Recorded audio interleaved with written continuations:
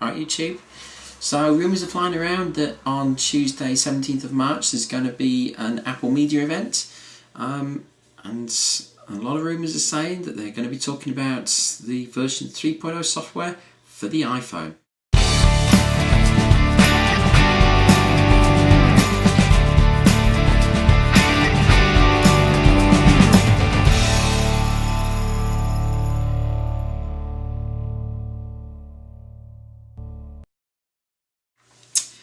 So there is a lot of rumours going around about iPhone 3.0 and exactly what's going to come in the package. So let's just run through some of the rumours that are going around at the moment. The primary one has got to be multimedia messaging, MMS. This has not been in iPhone or in iPhone 2.0. I'm not sure why it wasn't included. For me personally, it's not a big feature. It never has been in any previous phone I've had. I can probably count on one hand the number of times I've actually used MMS. But I understand that for a lot of users it's a big feature. And the fact that there is no MMS feature within the iPhone could potentially be a deal breaker. So it would be nice to see that included, particularly for just the odd quick snaps. I mean, as I say, I sent the occasional MMS, but nothing excessive. Now, another thing that's being talked about, cut and paste. This is something that's never made it into the iPhone software for some reason or other. It's a feature that I did use from time to time on my old Windows Mobile PDA. It's a feature that I haven't missed it, if that makes sense. The fact that I've not had it on my iPhone hasn't really bothered me, but if I had it on the iPhone, I think I would probably use it quite a lot more.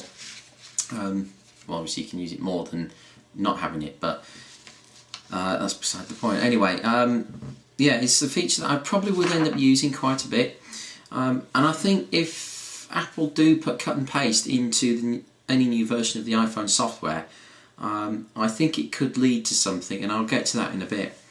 Now, another thing that's been talked about a lot is background application running. As it stands, most applications, except for like the iPod and Mail and one or two of the built-in applications, don't work in the background. So if you want to use something like instant messaging, for instance, you have to have it open at all times. You can't just close the application down and carry on doing something else on your phone and get notified. Some applications work around this using push email.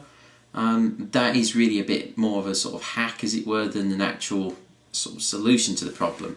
So it's something that would be really nice. It was promised for iPhone 2.0, but it never actually made it. I can only assume there was some massive knock on battery life, or there was a performance issue, some instability, something like that, that's caused the delay that was originally scheduled to be, I think it was September time, to sort of never materialising. There's also talk of a new home screen. Now, I don't know the details on this. I understand that having a lot of applications means that you've got a situation where you have to scroll through everything on your phone. If you look at my phone at the minute, I do that literally all the time. But I do have everything set up, so I have like a screen for the inbuilt applications, a screen that's for all the travel information that I need, a screen for my sort of productivity and what have you applications, and a screen for all my games. Having some form of I guess Finder-like facility would be quite useful. Certainly, I think the scope of the App Store and the fact that so many applications are downloaded now is a big sort of it is something that's worked against Apple's original design in many ways, because some people do have so many applications that to manage them using flicking between screens can be difficult. For me, I guess I'm a light user of applications, so again, it's not a big deal for me at the moment, but I certainly would like to see that capacity put into a version 3.0 of the software.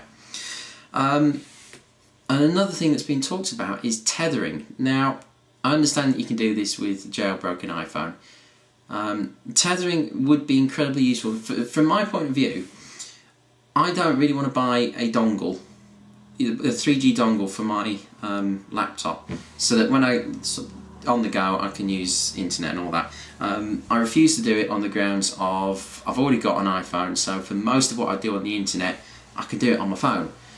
But by the same account, it does make a lot of sense to have that ability to plug it into my laptop, which I'd love to do, and have it as an internet modem.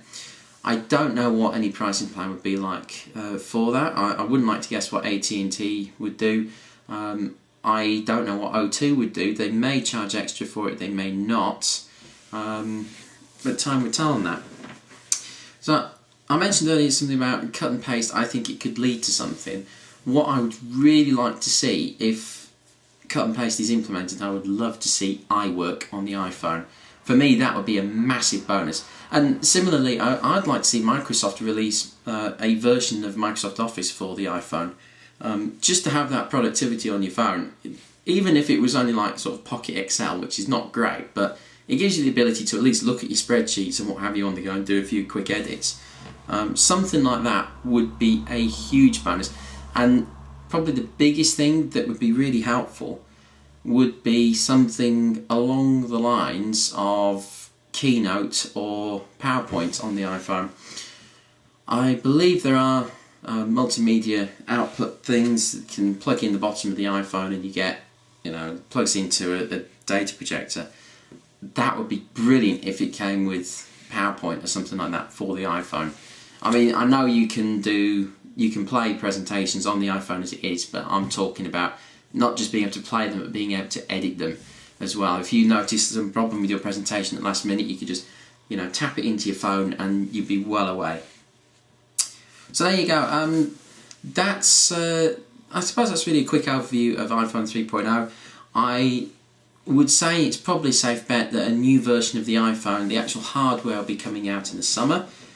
It does make sense. The mobile phone industry doesn't stay static. You can't leave the same single device on the market for years on end and hope for the best.